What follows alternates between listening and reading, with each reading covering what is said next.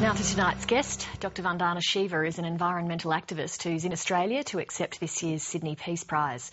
For 3 decades, she's argued that the world's poor and the planet's ecosystems have suffered at the hands of the free market system. She'll deliver a lecture tomorrow night at the Sydney Opera House titled Making Peace with the Earth, and a short time ago she joined me in our Sydney studio. Dr Shiva, thank you for joining us. My pleasure. You've been described as an eco-feminist. What does that mean? Well, that means putting together the feminist movement and the ecology movement. In any case, the oppressions of both women and nature come from the same roots, a worldview that sees nature as dead, women as passive, unproductive, unintelligent. And it's time to give recognition to the life and creation and productivity of both. So how do you marry those two things then? Well, I woke up to the deep connection when I got involved as a young volunteer in the Chipko movement, this movement of women coming out to hug trees. And whether it's Bhopal or Chipko or the water movements, anywhere you look, or the Toxics or Chernobyl, women act. And then I realized, they've been left to look after the care economy, and they've been left to look after life. It's not in our genes, but it's definitely in the social division of labor. And that's what woke me up to the fact that if we have to care about nature and we have to learn how to live differently, a different relationship, we have to give up the paradigms that have come from what I have called capitalist patriarchy and start building alternatives on the basis of this convergence of feminism and ecology for all, men included. I'll come to some questions about capitalism in a moment, but I wanted to ask, first of all, you've got a lecture in Australia, in Sydney, a sellout lecture tomorrow called Making Peace with the Earth. What will you be saying in that lecture? Well, the first thing I'll be saying is that we have unleashed a serious war against the Earth, against her diverse species, which is what is biodiversity extinction, against her regulatory systems for maintaining a stable climate, a predictable climate. We've got climate chaos, climate change. No matter what the climate skeptics say, they can't deny extreme weather conditions, floods in Pakistan that we've never had on the scale we've had this year. And this war has to end if humanity has to survive. It's become an imperative.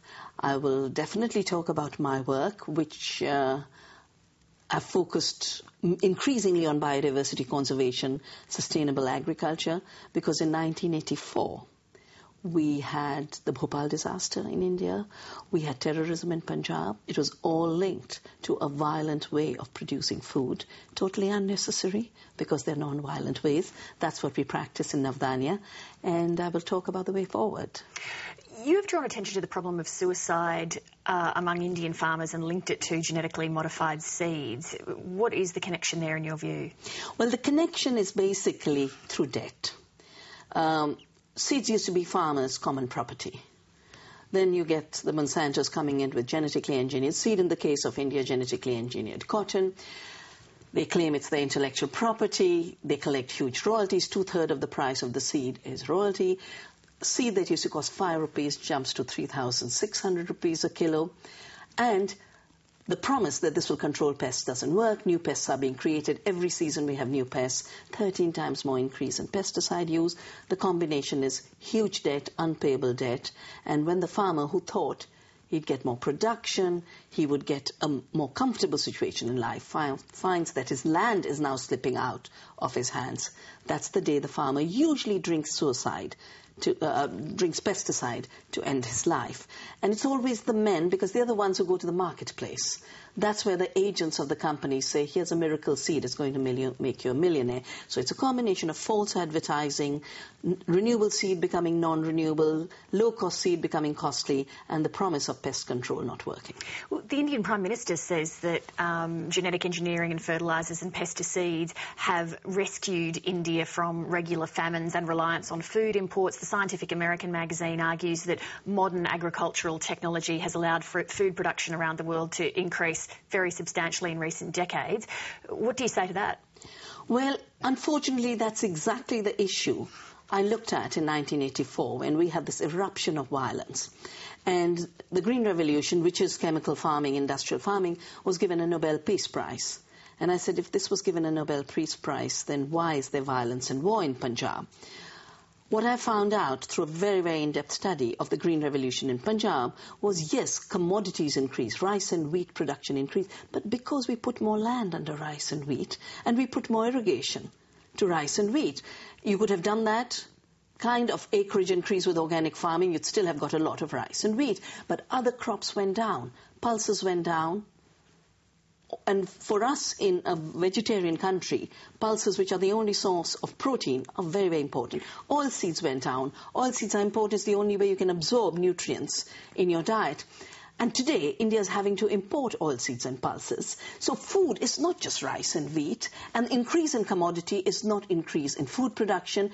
The manipulation is through the fact that you look at monocultures, you find more monocultures, you never calculate how much less you're growing of diversity, and even more importantly, you never calculate how much more resources, water, energy, financial inputs you're using.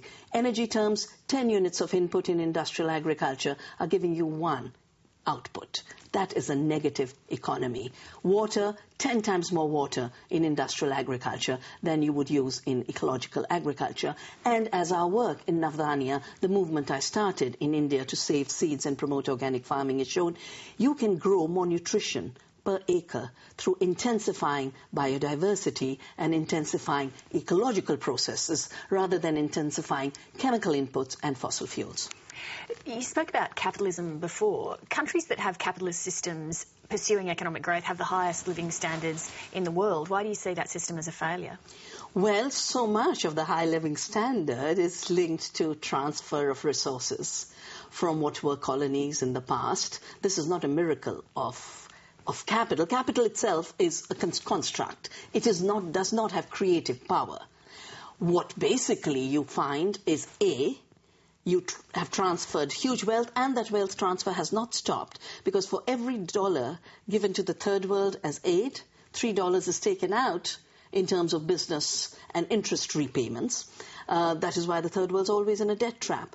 But the second is new forms of capital accumulation are being created, which are really primitive accumulation. They're based on violence. Take the example of patenting seed. These are not inventions. They are not subject matter of a patent. And yet, those monopolies and royalty payments are behind the pressure on farmers to commit suicide. Most suicides in India are in the cotton belt, and most of the cotton today is BT cotton, genetically engineered cotton owned by Monsanto. The second kind of primitive accumulation that's taking place is this kind of lawlessness, a really Wild West style mining that is spreading worldwide. Most of the ecological movements in India today are around the issue of land grab for mining projects. Why do you say lawless? Lawless because there are laws. Laws that give communities rights, laws that give tribals rights, laws for forest protection.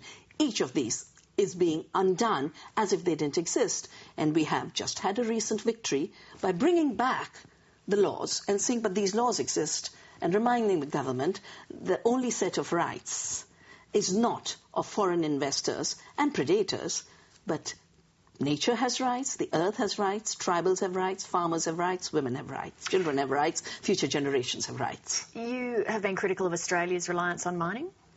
I have been worried about the fact that domestically, of course, there's been a lot of violence generated against especially Aboriginal people for mining projects, but this culture of depending on non-renewable resources, creating economies just on mining, that Australia then spreads around the world because the biggest companies are Australian, I see the harm it does to our ecosystems, to our communities, to our democracy. And I would love to see Australia lead the way for renewable energies, renewable resources, shift out of non-renewables, both material basis and energy base, into a living production system. But the economy at the moment is heavily dependent on mining.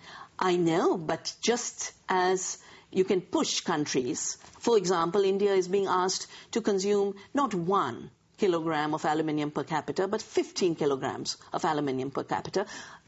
That much aluminium doesn't improve our lives. It just increases waste. Waste of resources, waste of water, waste of energy. And I think the idea that because some vested interests have developed huge stakes in particular areas, like the fossil fuel industry has developed huge stakes in oil, but we need a world without oil, a world beyond oil, and it's possible. That's what I've written about in my book, Soil Not Oil. I don't think small groups of vested interests, even though they be very powerful corporations, can be the guide to the future. The guide to the future has to be sustainability and justice and peace. But the way the world is organised at the moment, many millions of ordinary people depend on big corporations for their livelihoods, for their continued existence of their communities. And billions of people depend on the earth for their livelihoods, for their prosperity, for their well-being. And therefore, if we really have to take the issue of livelihoods and well-being into account, then we have to listen to the people on the ground who are saying, stop the mining, leave the bauxite in the mountain, stop the raping of the rivers, let the rivers flow, stop the mining of genes, let biodiversity evolve. Do you see globalisation as a force that is levelling the playing field in any way? Well, I do know Thomas Friedman's written a book about the flat earth based on conversations with those who gained tremendously by the outsourcing of information technology. But the real reason this worked was because there was no taxing at that point on this outsourcing. Now President Obama is talking about taxing companies that outsource, and suddenly the entire economics of outsourcing has changed. But what is being outsourced still is polluting industry and polluting production. That is my worry about globalization, that the huge amount of consumerism of rich societies and rich people is based on constant demands on the world's resources, except that the most polluting part of this activity is now being dumped on India and China, say, you carry the burden of ruining your rivers, ruining your lands, but we will have the consumption. And I think we need responsibility for every Earth citizen. We need to feel as one on this beautiful planet. Dr Shiva, thank you very much for making time, and I hope you enjoy your visit to Australia. Thank you very much, Lee.